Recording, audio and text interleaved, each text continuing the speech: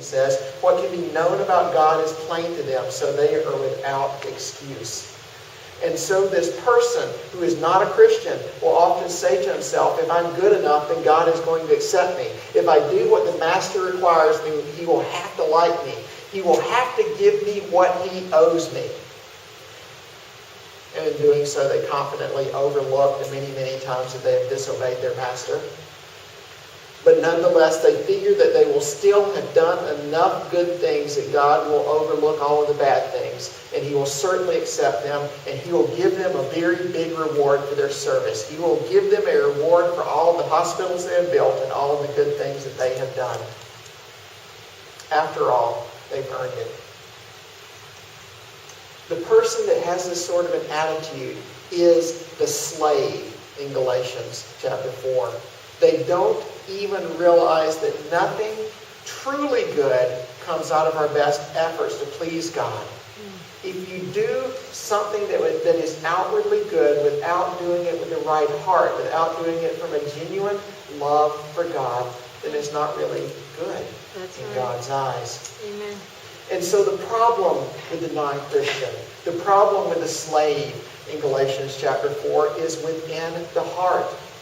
Non-Christians obey the law so that they can earn something, so that they can get something, so that God will owe them something.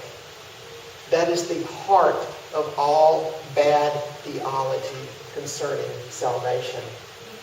But what about the Christian? The Christian is like the son in the illustration. The Christian is like the child of the Master in the illustration. He is still subject to the laws of God, but he is subject in a very different way than the non-Christian.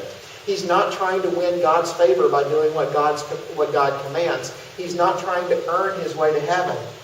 Rather, he is trusting in the Son of God, who was sent by God the Father, and he was born of a woman.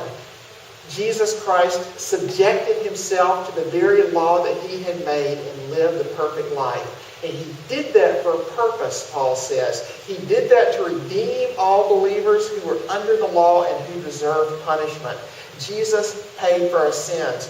Jesus gives believers his own righteousness. He justifies them. He makes them acceptable in God's eyes. He does it by his power, not because of anything that we have done. And the result is that we are considered sons of the Most High God. We are heirs of the promise.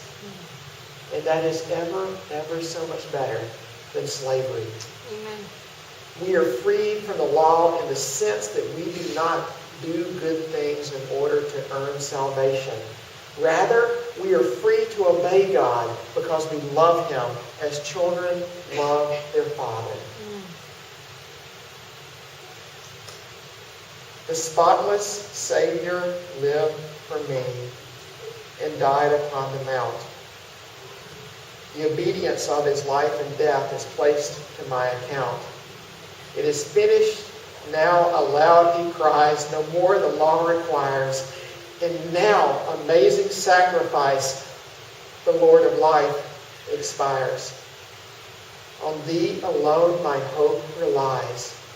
Beneath thy cross I fall.